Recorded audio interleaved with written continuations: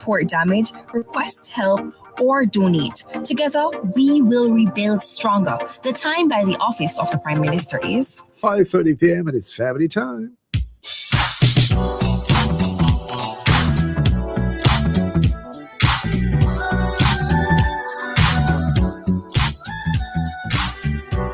Hi, good evening, and welcome to everyone on Love 101 FM Facebook and YouTube Live. This is Family Time.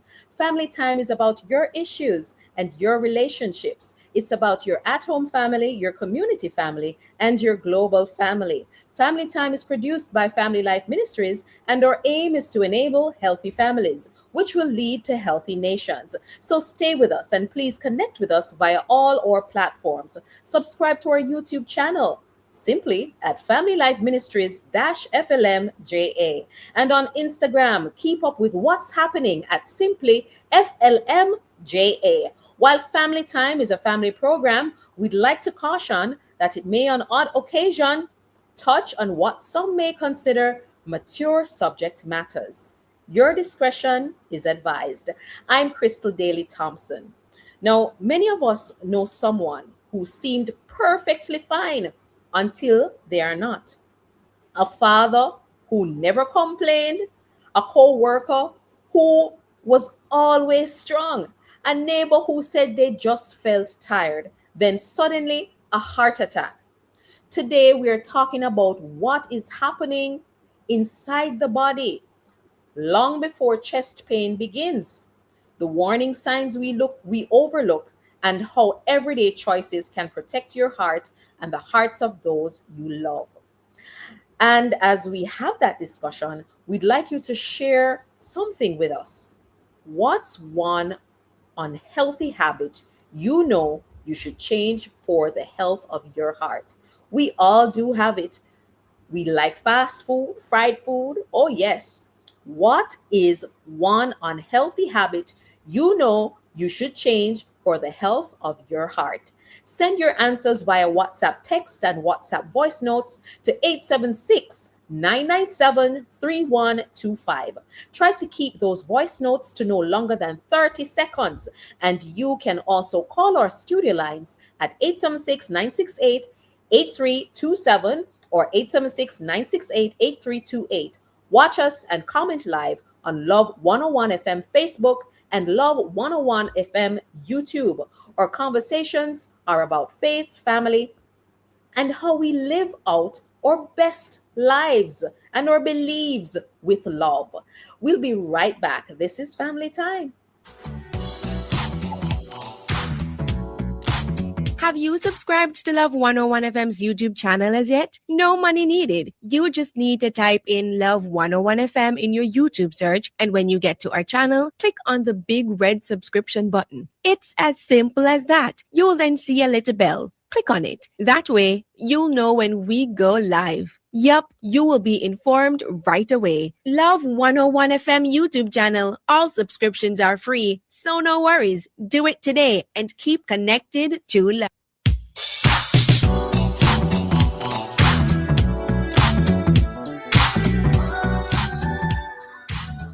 All right, welcome back to Family Time on Love 101 FM, YouTube, and Facebook. And welcome to you all. Remember to answer our question. What's one unhealthy habit you know you should change for the health of your heart? WhatsApp text and voice notes to 876-997-3125. Try to keep those voice notes to no longer than 30 seconds. And you can also call our studio lines at 876-968-8327 or 876-968-8328. You can also watch us on the Love 101 Facebook, and that's live, and on Love 101 FM YouTube. So who's in the house with us today? We have some very important people. We have 3 female professors, big things. We have Dr. Maya Clark Kutaya. She's the assistant professor at New York Rory Myers College of Nursing and Grossman School of Medicine, and Professor Elenia Kiowat or Kiowit. That's a very, very unique name. I'd have to ask Professor if I can call her Professor Q, if that's okay with her. And among things, as an adult acute care nurse practitioner, she's also specializing in advanced heart failure. We also have Professor Lisa Lewis, and she's a dean and professor at the University of the Virgin Islands School of Nursing. So, listeners, we have a house full of top professionals, female medical practitioners, and trust me, they're going to unpack and share all the necessary things. Ladies, how are you doing? I'm so honored to be in your presence. Thank you Well, for having us. Yeah, thank you. Excited, Very very good. excited for the conversation. awesome, awesome. So, Professor Q, you have given me the nod to call you Professor Q. Yes. Okay, great, great, great. I still need more practice with pronouncing your last name. No, heart disease does not usually begin with drama. It builds quietly over the years. In Jamaica and across the Caribbean, cardiovascular disease remains one of the top causes of death. High blood pressure continues to rise, even among younger adults in their 20s and even in their 30s. And that's the narrative we hear daily. But on the practical, visual side, what do we know is actually happening inside the heart? And that is why we have to have these professionals here to give us the facts, because sometimes, when we don't know the facts, we talk about foolishness and we try to self medicate, and we often go off on the wrong path. So we have our professionals here to help us to understand what is happening inside the heart. And so, my first question that I'll just simply throw out there, when we talk about heart disease, ladies, what exactly is happening inside the body, and how does damage slowly build up over time without obvious symptoms? I can take off, I can answer that first. Sure. So, hi everyone, thank you for having me. So, what is happening inside the body with heart disease? So, heart disease usually develops through a process what we call atherosclerosis. Think of the arteries like flexible plumbing pipes. Over Yeah. years, fatty deposit, which we call plaques, made Mm, of cholesterol, inflammatory cells, and calcium slowly build up in the artery wall. And then mm, what happens next, the arteries becomes narrow and stiff.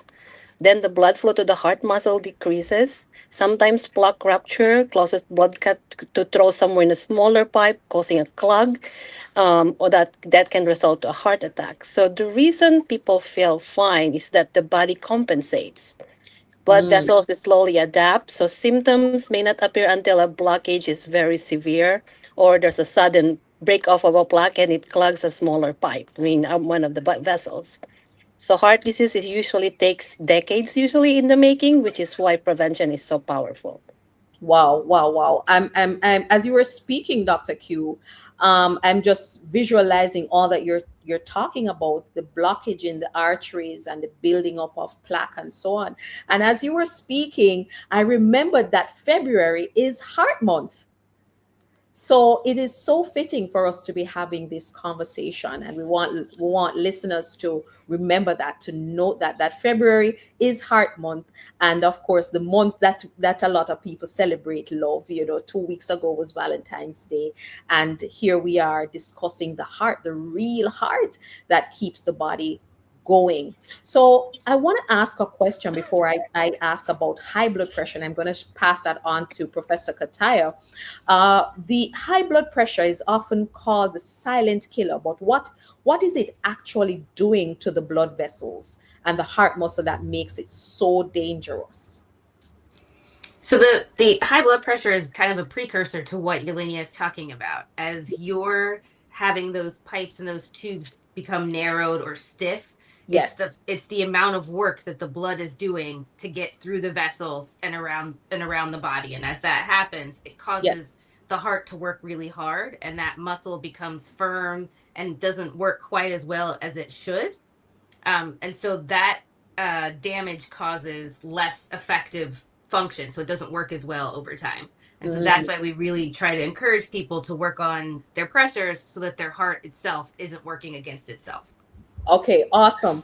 I was thinking just to know that sometimes persons would see people who are, obese, as per the numbers like your BMI and so on.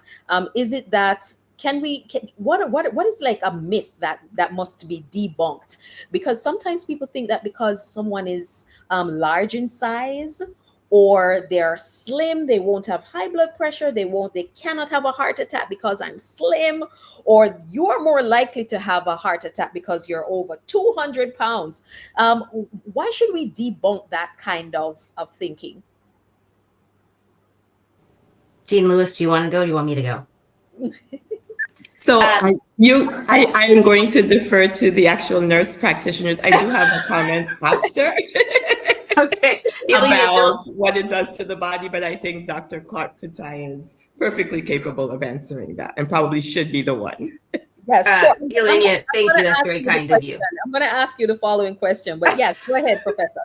So, Elenia, chime in if I don't, if I forget something. So you are right, Crystal. One of the biggest one is that we just assume those who are overweight are going to have high blood pressure. Those who are older are going to have high blood pressure. But the fact of the matter is, it could be any of us, particularly those of us who are people of color. There's a lot of genetics. There's a lot of environmental reasons, and so none of us are immune. Yeah, none of us are immune. None of us are immune. Whether, And whether you're large or slim. whether you're big or small, whether Yeah. you're male or female, it Yeah. doesn't really matter. True, people of older age typically have more cardiovascular disease than those who are young. However, for those of us who are people of color, we do tend to have high blood pressure and cardiovascular disease earlier in life, and so Wow. we should all be making sure, as Yelenia said earlier, that we are in the prevention phase. So, Yes. following up with your providers, knowing your numbers, and making sure that you're paying attention to them so you can act upon them. Excellent. So I'm going to get to the know your numbers part. I'm going to ask Professor Lewis to answer that. Just before we do that, we're going to hear, we have a WhatsApp voicemail in studio from Tunisia. Let's take a listen. My unhealthy habit is definitely my sedentary lifestyle. I do not exercise, and my job most of the times require that I am seated. So I know I need to get moving to get my heart pumping, to get that blood flowing, and to improve heart health. Excellent. Excellent. I worked at a particular, just to make a point here, that I worked at a particular charity organization that focused on cardiovascular health. And one of the other things too is that people believe that when you have a heart condition, you cannot exercise. But exercise is very critical to helping the heart to be healthy, and I'm sure we're gonna unpack that a little bit more. But Professor Lewis, many people listening may not know their numbers, right? So what blood pressure reading is considered normal, right? What is considered high, and how often should adults be checking it? For example, you go to the doctor and the doctor gives you two numbers. It's like a fraction, right? The top number and the bottom number. Explain to us how we should interpret that when we hear that from the doctor. 100%. And I will just quickly respond about what this disease does to the body. So Yes. you don't feel it. You cannot tell you have high blood pressure. So it is symptomless, the silent killer. Yeah. But this unsustained beating, hard work of the heart will then cause the implications. And then you feel the symptoms. And by then, your heart has experienced some damage. So how often should an adult check their blood pressure? So no healthy person annually, at the very least, annually at your annual physical. We want that number to be roughly around 120 over 80. So it's not that everyone will have this number. And I want to be clear, because often patients will go in, they don't have that number, that perfect 120 over 80. No one really has that perfectly all the time. Right. And they worry that it's a few, points higher or even a few points lower. So normal, average, what we like, that keeps the heart healthy, pumping as it should, about 120 over 80. That top number is when the blood is flowing to the heart as it's beating, right? So there's movement. That's why it's a little higher. The diastolic, or the bottom number, which is what your provider will share with you, is what is occurring when the heart is now at rest. All right. Hold that point. Hold that point for me, because we're going to get back to it. We're going to go to a break. We'll be right back. You're listening to this conversation, Matters of the Heart, everyday choices that protect your heart. This is Family Time. We'll be right back. This is Love 101 FM, the family station. It's 5:45. If you use music for any commercial purpose, you need a JCAP license. Of course. And I benefit when my music is used commercially. JCAP, the Jamaica Association of Composers, Authors and Publishers, protects the rights of its members and worldwide creators of musical works by issuing licenses for the use of these works. If you use music for any commercial purpose, you need a JCAP license. Comply with the law. Call JCAP at 948-5937 and 948-6439. Get a JCAP license now. Score with Coca-Cola and live your World Cup dream. We're giving you the chance to experience the 2026 FIFA World Cup live. Just buy a 355 or 591 milliliter Coca-Cola with a gold or black cap. Find your code under the cap and WhatsApp it to 876-789-8020. Then follow the steps. From now till April 30th, every code brings you closer to incredible prizes and a trip you'll never forget. The 2026 FIFA World Cup is best experienced with Coca-Cola. Follow Coca-Cola Jamaica for updates. Authorized under Section 58 of the Betting, Gaming and Lotteries Act. Clean hands are good for your health. In the wake of Hurricane Melissa, protecting your health includes a simple act: washing your hands. Use soap and safe water to remove dirt and germs after cleaning, before eating, and after using the toilet. If clean water is limited, use hand sanitizer with at least 60% alcohol. Remember, clean hands stop the spread of disease and help to keep families safe. A message from the Ministry of Health and Wellness.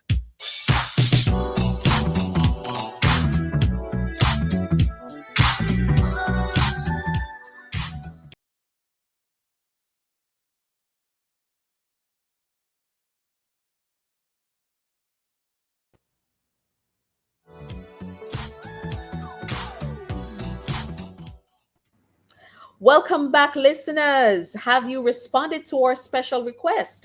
What's one unhealthy habit you know you should change for the health of your heart? Give us a call, send a text, or leave a message. And of course, we will share what you have shared with us in terms of your response. Our topic this week is Matters of the Heart, everyday choices that protect your heart. Now, before we went on the break, we had Professor Lewis explaining to us what the top and bottom number means when you get a reading from the doctor. And we just want to allow her to complete her thoughts on that, because this is a learning moment for all of us. Yes, Professor Lewis. Absolutely. And so the systolic, or the top number, so your provider will give you a number, 120 over 80. That 120 tells us how the force of the blood moves through the vessels, the arteries, as the heart is beating. That's why it's higher, right? There's a lot more going on. The bottom number is lower because the same thing is occurring when the heart is now at rest.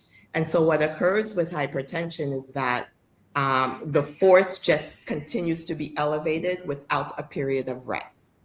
And that is the diagnosis. Okay, so that is why the top number will go higher, because the top number speaks to the flow of the blood through the heart. As the heart is beating, that is the heart is both beating. Talking about the flow of blood. One is as the heart is beating, the top and the number. other one is more at rest. At rest, yes.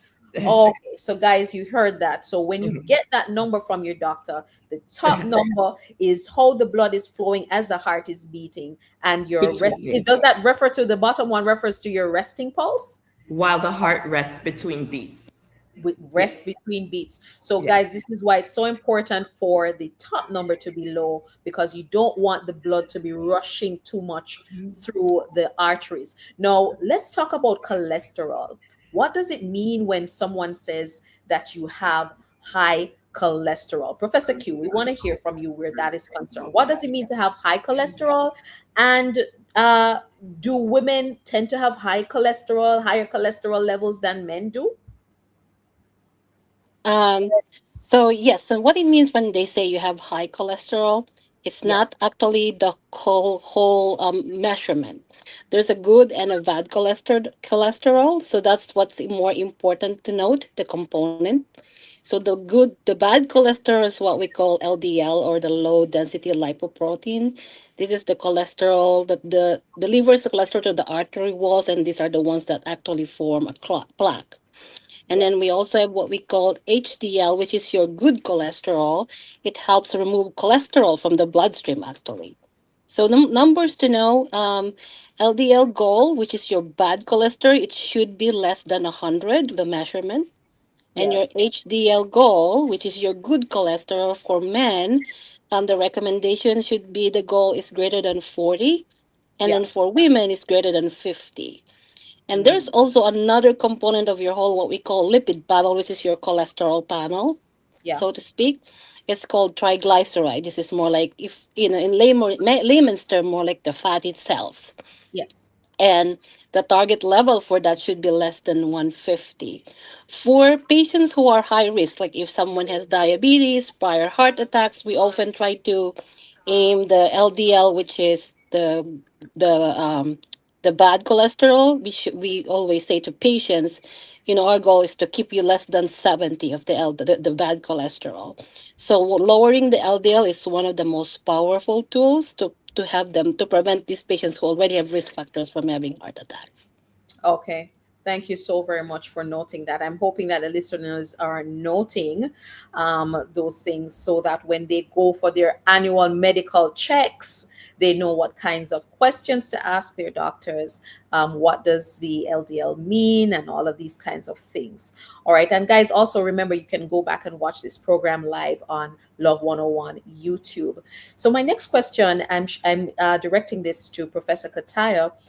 When we look at everyday life, what are the common habits that quietly increase heart risk over time?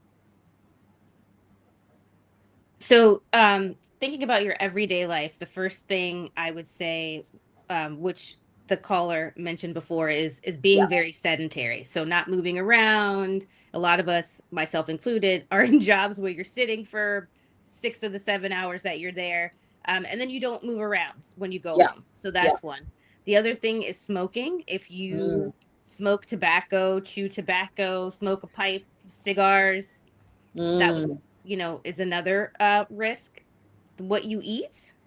um and if you've heard me on the show before, I'm not a proponent to tell anyone not to eat anything, but keeping in mind that you want to do all things, hopefully, with Yeah. some control, everything in moderation, not overeating fatty foods, red meats, and that you try to have a little bit more fish, vegetables, fruits, things of that nature. Yeah. So those are the ones I think of off the bat. There's always keeping your sugars low and making sure Yeah. that you're avoiding alcohol and drinking plenty of water. Yeah. Um, those are the places that I tend to start with people, Yes. and recognizing that there are some things we cannot change. You can't Yeah. change your environmental exposures. You cannot change your genetics, but you Hmm. can reduce your risk just by eating better, getting some physical activity, sleeping. So if you snore a lot, finding out if you have sleep apnea, there are very simple day-to-day things that you can Yeah. do to increase your likelihood of staying healthy longer. So you mentioned something about genetics. So we can't control that because sometimes it's in the bloodline. Your great grandfather had high cholesterol, you're prone to it, and all these kinds of things. But also you said earlier that people of color, yeah, that we tend to have high blood pressure, we tend to have high sugar levels and high cholesterol levels. Like, why do you think this is so? I mean, food is a big part of cultural identity. So, how do overall eating patterns influence blood pressure and cholesterol without people realizing it? And I'm sure you can speak to the Jamaican diet with some of the stuff that we love to eat. Yes, and I think that all of us should chime in on this one, because I think that it really harkens back to where we're from, like what our roots are. I feel whether you're a Black American or you're from the islands, we eat very similar foods because that's the way we were all raised. It's where our people come from. It's our lineage. And so I do think there's a lot of comfort and joy and love that is cooked into our food. And we also cooked what we had, what was accessible to us, what was available, what was affordable. And so we do tend to eat fattier foods, more of it, larger portions, things of that nature. And so really trying to think about how we might be able to keep our history, keep our traditions, and just make them a bit more healthful. Indeed. I'm going to have a combo question here, and any one of you can answer this. Portion size. What should that look like in terms of eating healthily? And then the second thing, sugary drinks. So can small portions of sugary drinks work, like a little cup, a little 8-ounce cup? Can that work, or no sugary drinks at all? And also alcohol, where sometimes people may think just a little glass of wine, and some of us Christians who love a little glass of wine love to quote the scripture to say, Jesus turned the water to wine, and a little wine is good for thy stomach's sake, right? How should we manage these little things in moderation or not at all? Portion size, sugary drinks, alcohol. I'll start. Feel free to chime in. I always like to tell my patients to look at a plate and to put your plate in quarters. So you'll have, 4 sections on your plate. Only one of those should be meats. Another should be carbohydrates. Right. And the rest of it should be fruits and vegetables. So only a quarter should be meat, a quarter carbohydrates, and the rest, that's the whole half of the plate, should be fruits and vegetable. And that's just like the easiest, like without having to weigh things, count calories, count carbs, count sugars. It's the easiest, simplest way for us to go out and be able to live our lives day to day and have an idea of what we're putting into our bodies. All right. So I'm going to get into allow the other professors, Professor Q and Professor Lewis. This is so amazing. It is wonderful. Yeah. I think we're going to go Professor Kutai. Yeah, we're going to go to a quick break. So just hold your points, okay? This is Family Time, listeners, live on Love 101 FM, YouTube, and Facebook. It's produced by Family Life Ministries. For our social media interaction, we want you to share with us what's one unhealthy habit you should change for the health of your heart. Let's know via WhatsApp, text, and voice notes at 876-997-3125. Try to keep those voice notes to no longer than 30 seconds. And you can also call our studio lines at 876-968-8327 or 876-968-8328. You can also watch us and comment live on Love 101 FM Facebook and Love 101 FM YouTube. We want to hear from you. Don't go anywhere. This is Family Time. We'll be right back.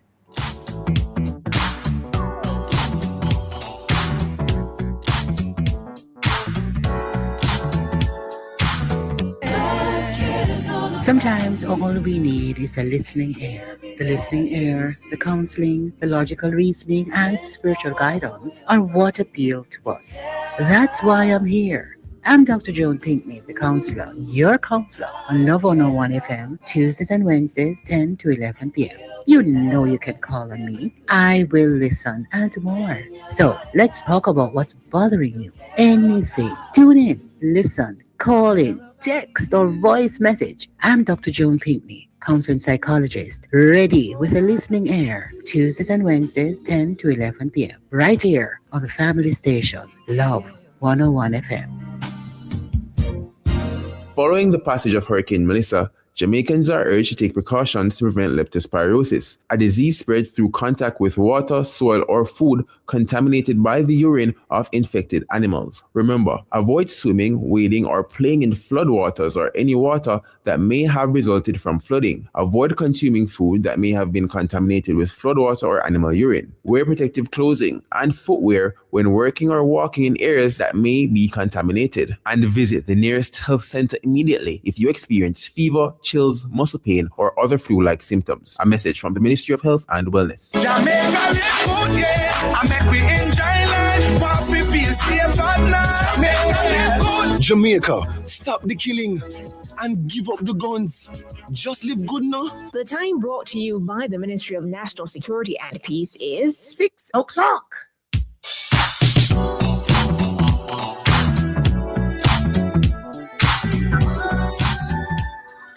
All right, welcome back. The time is now 6 p.m. You are tuned to Love 101. This is Family Time, brought to you by Family Life Ministries. FLM provides counseling for people with all kinds of challenges from all walks of life. Let's get a word from Reverend Mike. Oh, my apologies. Let me apologize for that. You know, it's typically routine for us to hear from Reverend Mike, but I'm just reminded that we will not have any word to Flesh Moments with Reverend Mike today. So we go straight into our discussion. I'm sure he'll be back next week with an insightful word.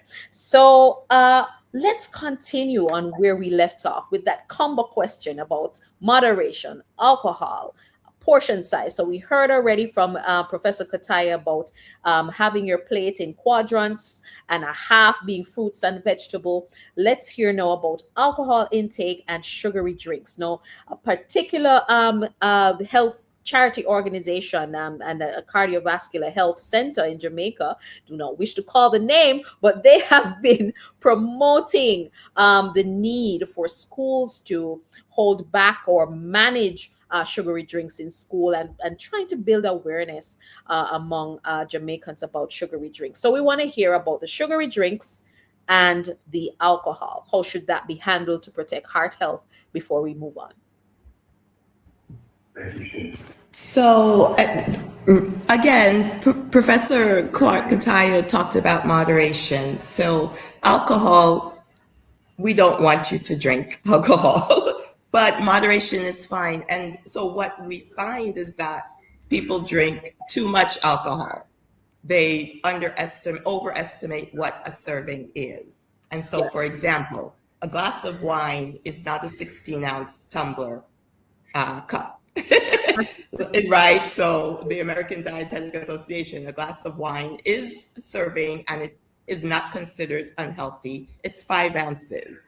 Many of us don't know what 5 ounces is. I probably should bring a glass to show you what 5 ounces is. It's a lot smaller than we think. I think I can let Dr. Q maybe handle the sugary bit, but I also just wanted to emphasize we cannot underestimate the role of diet. And so we talk about exercise, and it's absolutely important. You should. But again, individuals and maybe folks who are on this radio show often overestimate the physical activity with respect to what they put in their bodies for food. So the portion sizes and moderation are absolutely key. You cannot outrun a bad diet. Cannot outrun a bad diet. And to that point, how does sugary drink impact on diabetes? I mean, our government is going to impose a sugary drink tax very soon. And I think that's just a deterrent to help to not pressure the health system with so many non-communicable diseases. But let's talk about sugary drinks in terms of the portion for that. What's allowed? A little Pepsi now and again? Elenia, do you want to answer or do you want me to answer? I can answer. Can you hear me okay? Sometimes I'm losing the audio a little bit. So just first of all, I think already Professor Kataya and Professor Lewis already alluded to this. Heart health is not about strict dieting. It's about everyday habits. The 3 big things we can control are your portion sizes, alcohol, and sugary drinks. Dr. Kutai already said about the portion sizes and then alcohol. For sugary drinks, it is actually one of the main hidden heart risks. Um, One of the biggest problems we see in heart health today, like drinks like soda, sweet tea, juice drinks, energy drinks, flavored coffee. Yeah. And first of all, why do they hurt the heart? Because it raises blood sugar and what we call insulin resistance. It also increases your triglyceride level. Remember, we were talking about cholesterol earlier. Cholesterol. um, yeah, promote your weight gain and increases risk of your diabetes, which then increases your risk for heart disease. So usually, what I say to teaching part to patients is liquid sugar. Why it's bad if we have too much. Liquid sugar bypasses your what we call satiety signaling, which is the ability to feel like you're full. And then that will increase your appetite actually, and then increases your caloric intake. And then it's like a vicious cycle. Then it creates dyslipidemia, insulin resistance. You lose control of your portion sizes. So usually guidelines suggest an estimate for women for sugar, how much sugar is too much should be less than or equal to 6 teaspoons per day. On men's like 9. So one soda can actually have 10 to 12 teaspoons of sugar. So that's a lot of sugar. So that's Yeah. more than your whole body's days of work in one drink. And So I have better, some yeah, today. better drink choices would be water, your unsweetened stuff. Try one sugar-free drink a day and build it from there. Okay, okay. Wow, wow, wow. We have work to do. I have work to do. I have work to do. Now, many people think that going to the gym is the way to align themselves. And in reality, sometimes the gym membership is really hard to maintain. What are some simple things that can help one to maintain good health and physical activity? Anyone? Walking. Walking. Every I should not say everyone can walk, but it is probably the simplest, easiest. You have two legs that work, and you can walk. Some individuals are concerned about their neighborhood. I Yeah. have people who just walk around their apartment. I mean, really, you get the steps in. Yeah. If you want to wake up tomorrow morning and say, I want to start physical activity, I don't know where to start with a walk. Excellent. 10 So minutes. walking, 10 And minutes of walking exactly, every day exactly can what help Professor you. Lewis was saying at the end is that you don't have to do it all at the same time. Right. So I know everyone's like, get 30 minutes of this, get 45 minutes of this, get 60 minutes of that. Maybe Right. it's just that you walk 5 minutes between a meeting and another meeting. Right. Just back and forth, getting some steps in. Now, I'm going to read a few texts that came in via WhatsApp. And the first one aligns so perfectly with my second question in this segment. And this is from Sharon in England. And she's talking about her unhealthy habit. And she says, I work from home, and so I sit for too long. I need to develop reminders or some sort of alarm system to prompt me to take a break and walk or change position. And I'm guilty of this. So I'm going to take your recommendations, but I just to share, Sharon, because I'm also guilty. I have a watch that prompts me every 15 minutes or two. I heard you mention, Dr. Q, about lymphedema, and that's a swelling in the legs, right? I notice that when I sit for too long, my legs are swollen, my ankles are swollen. So that for me is like an alarm clock to go off to say, you need to start moving around and so on. So my question now is, how harmful is prolonged sitting, whether at a desk, in traffic, a long flight, or in front of a screen, and what does it do to circulation and blood pressure? Any one of you guys are just so able regardless. So Oh, I can answer. So yes, sure, sure. prolonged sitting can, has a lot of, detrimental stuff that can happen. Yeah. It slows your circulation, your metabolism, and affects over time of impacts your tend to develop higher blood sugar levels, higher blood pressure, Yeah. worse cholesterol, increased clot risk. So even if you exercise once a day, sitting 10 to 12 hours still carries risk. Simple fix: stand or walk 5 minutes every hour when you're sitting. Sitting is like a low grade stress and the cardiovascular system. So you gotta, you know, not do that. Sometimes we tell patients, if walking is a pill, it's probably one of the most powerful medications they can do to prevent heart disease. Excellent. So walking. So Professor Lewis says 10 minutes or perhaps even 15 or so. Just walking is just basic. I'm going to take two other texts before we go into the other questions in this final segment. Rosie, who lives in St. Andrew, she says that one of her unhealthy habits is worrying over things I can't control. So let's talk about we looked at dieting.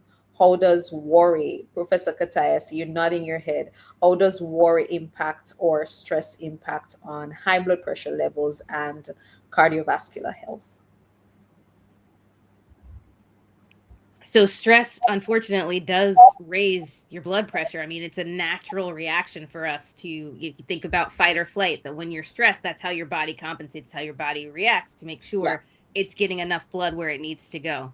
Unfortunately, when we're in a constant state of stress that way, it keeps the pressure up. So all of those detrimental things that Dr. Lewis and Dr. Kayot were talking about, you stay in that that stress state all the time.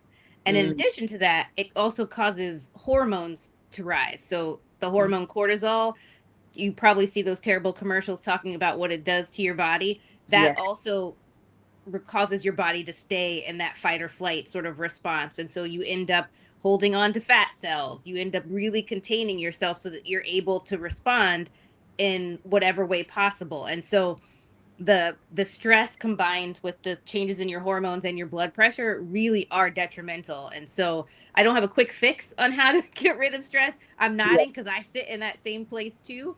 But trying to really recognize, acknowledge that it exists, and maybe not focus so much on how to fix it, because I think that sometimes that adds to the burden, but maybe trying to figure out ways that you can take a moment from the stress. Maybe you're meditating. Maybe during that walk, you're listening to your favorite music. You're walking with a girlfriend. You're walking with your best friend. You're hanging out with family, something to help bring that down. A simple hug for 3 minutes. Yeah. A hug. Those 30 seconds of contact bring pressure down. So it doesn't take a lot, but there's plenty of ways to help dampen that. But I know the stress well.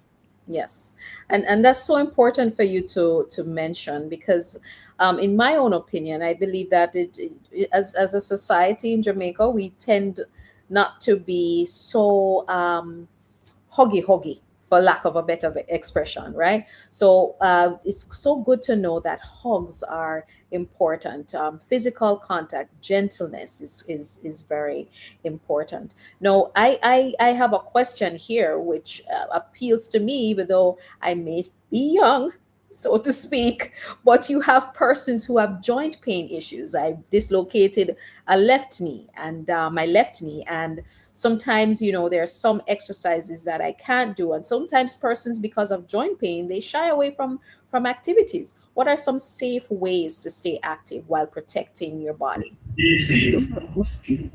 Professor Kataya. So again, anybody can exercise. And so I will just give an example of a colleague who put together a program for older adults who are immobile, wheelchair exercises, where you are doing some stretching, some mobility, and even a little cardio.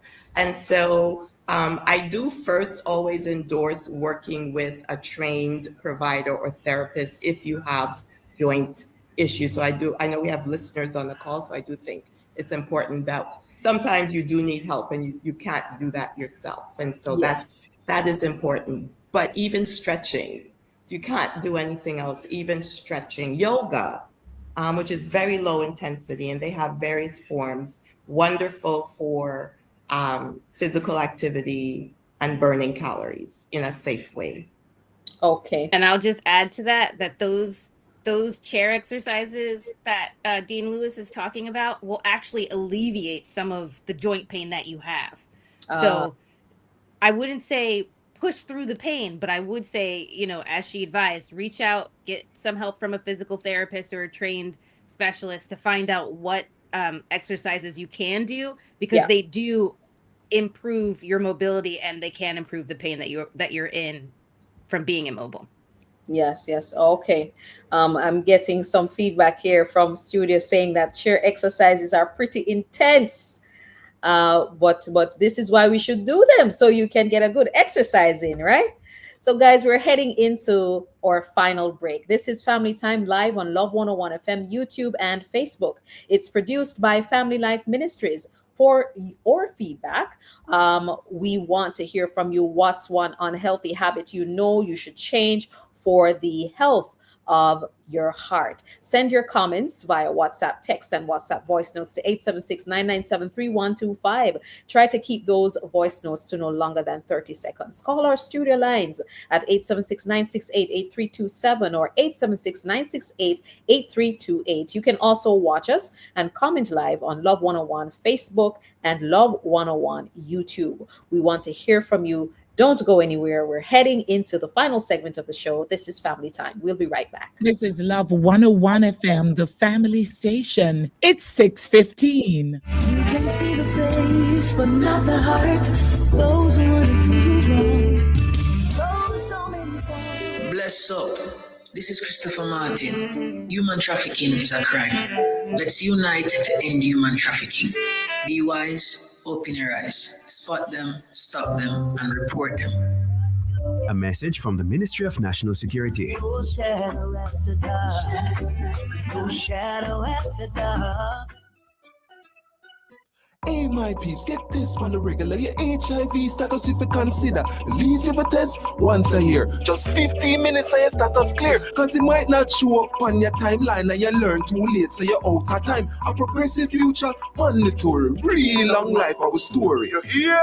Remember, update your status in a real life. Go HIV test today. Just 15 minutes and your status clear. Real long life, our story. Real long life with a youth coming from the Ministry of Health and Wellness.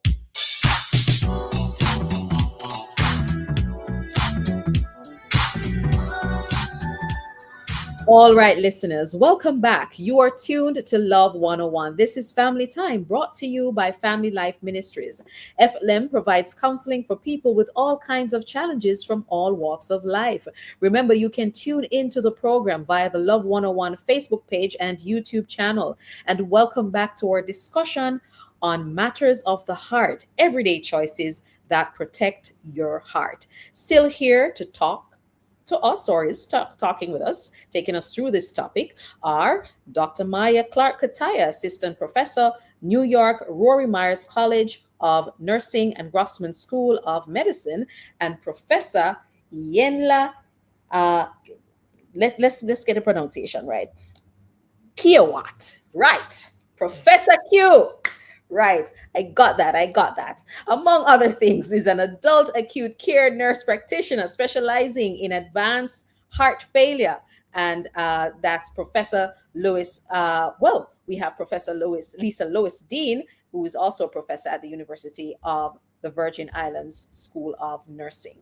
So we're entering into our final segment of the show, professors. And we really want all our listeners to get all they can and to leave this program today to basically improve on their heart health, because it's really a matter of life or death. The Ministry of Health has been promoting a couple of years now about movement. Jamaica moves, know your numbers, checking, knowing what's happening, because hypertension is a silent killer, which we've mentioned before. So in many Caribbean homes, food is tied to love and celebration. So how can families honor tradition while still protecting heart health? So for example, I know someone who is from Cuba, and Cubans love pork, right? So, of course, it's a part of their tradition, and we know pork is high in cholesterol. So, how can we How can families honor tradition while still protecting their heart health? So I can start. It is not an easy fix. And it begins, I think, sometimes with having conversations with your loved ones about health, right? So none of this is easy. And so we can say, prepare the dishes differently, healthily, more healthy. And we can, and we do suggest that. So for example, if you're going to do the pork, as you suggested, find a healthier way to prepare it. And maybe not the pork and the rice and beans and the mac and cheese, but maybe the pork and a salad. Right. So that is one way, but it also means having conversations. And sometimes those are a little difficult to do, but finding the motivation to be healthy for your family and then including them in the conversation. I think that that's probably one of the most important ways. Not an easy fix. None of this is, but it's a start. Yes. I want to hear from a psychological perspective, though. How early do shared behaviors begin influencing children? And why I'm asking this is because we may learn high anxiety type coping behavior from our parents and in our households. When does this begin, and how can we leave a nugget of truth or guidance to parents and to families to start managing your anxieties a little bit better and help the younger ones in the home? At what age does that typically start? If Dr. Ramos were here, she would say in the womb. She would say in pregnancy, because the babies they respond. They feel your anxieties, they feel your stress, and so this sooner from day one, Yes. the sooner you can start. And that's not to say, I want to be very clear, that's not to say that you don't acknowledge the facts and you hide that you're having anxiety or depression or whatever the case may be. It's not, that is absolutely not what I'm saying. What I'm saying is we acknowledge it, we treat it, we care for ourselves, and we teach those behaviors throughout our family so that everyone learns over time how to manage the stress, the anxiety, to keep themselves healthy. Right, right. So we have to, so basically, you're saying in families, we ought to build a culture of an awareness of the need for health through behavioral patterns, or we manage ourselves and so on. I'm learning these days about regulating your nervous system. That's a new expression that I'm learning. And so we want our listeners to understand that the high anxiety and the stress and the worry, it's so important for us to be able to balance ourselves. And as this is a Christian station, we want to encourage persons to trust God. Trust God with the things you cannot control. Trust Him. Find peace in knowing that He cares for you, regardless of you struggling with what you really want to happen. So, sometimes some of the stress, and this leads into my next question, financial pressure. Sometimes that is what feeds some of the stress as well. Caregiving and long work hours are common stressors. So, how does chronic stress quietly raise blood pressure over time? So, we know the anxieties and all of that, but how does it raise your blood pressure over time? It really is in the same way we've been describing what blood pressure, high blood pressure is. And so stress, acute moments or short periods of stress does raise your blood pressure a little bit, but what happens is it goes back down. The chronic stress keeps it up, and in particular at night. And so at night, if your blood pressure is normal, it should dip. We call it nocturnal dipping, nightly dipping. It should dip a little bit lower than what it does in the day. However, chronic stress is a perfect example of how it impacts blood pressure.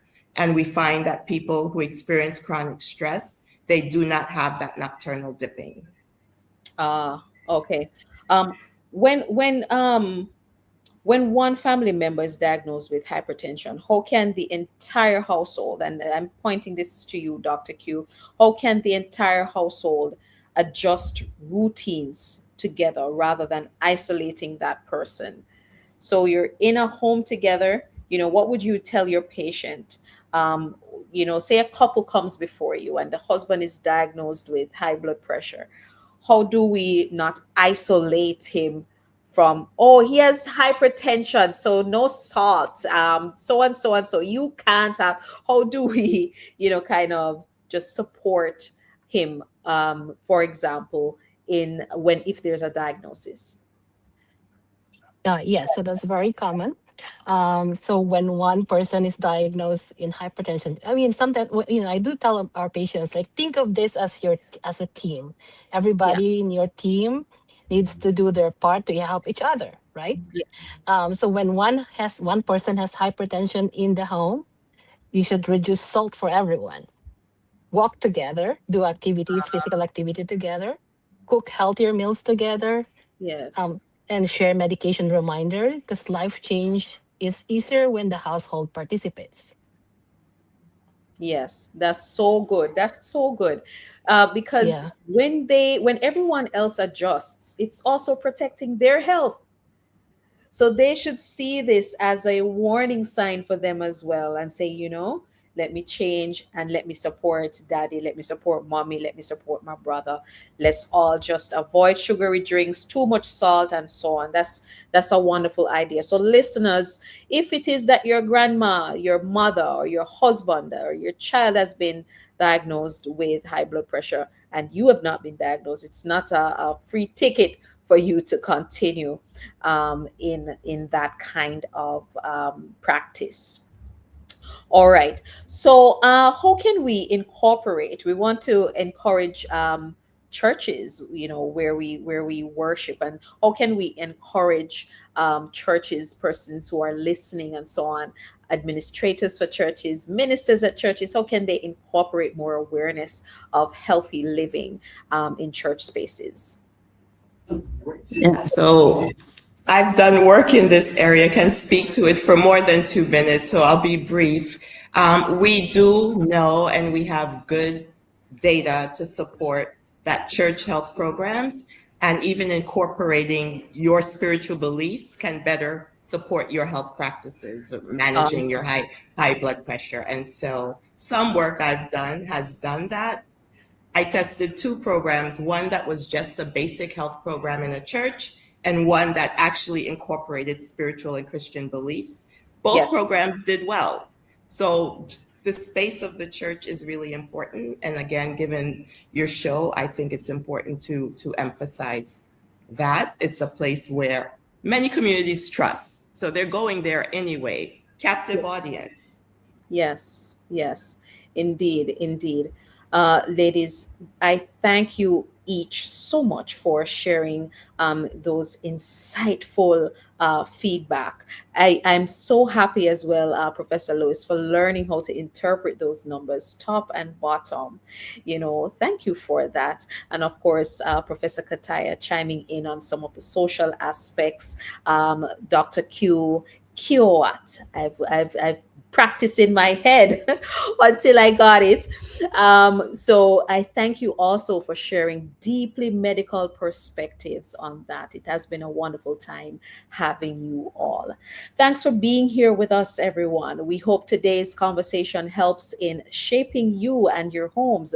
If you have questions of a personal nature or are concerned about a friend or family member, we implore you to make contact with us for more information on our services or for our counselors in Kingston and other parts of the island. Contact our head office at 876-920-1034 or 876-926-8101 or 876-5798690 and 876 2798 Now, guys, remember you can always watch this program again on the Love 101 YouTube channel, or you can see the live recording saved there on the Facebook page. The last two numbers, I must note, are also WhatsApp enabled. Note that for appointments and information on costs, you must call the offices. Otherwise, to keep up to date with what's happening with FLM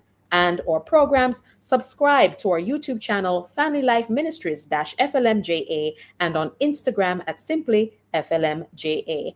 Before we leave you today, here is our verse of for this evening. Dear friend, I pray that you may enjoy good health and that all may go well with you, even as your soul is getting along well. Right? We really wish that for you. And that's the word of God from John 3, verse 2, chapter 2. Thanks to our special guests, Dr. Maya Clark Kataya, Professor Ilenia Kiawat, and Professor Lisa Lewis.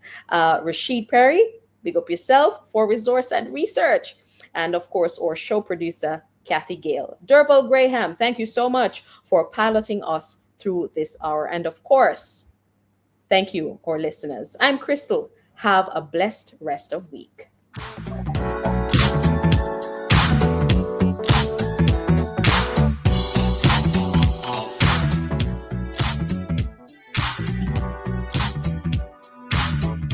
You're to the Family Radio broadcasting from Kingston, Jamaica. We're Love 101 FM. Thank you so much for choosing us to stay connected.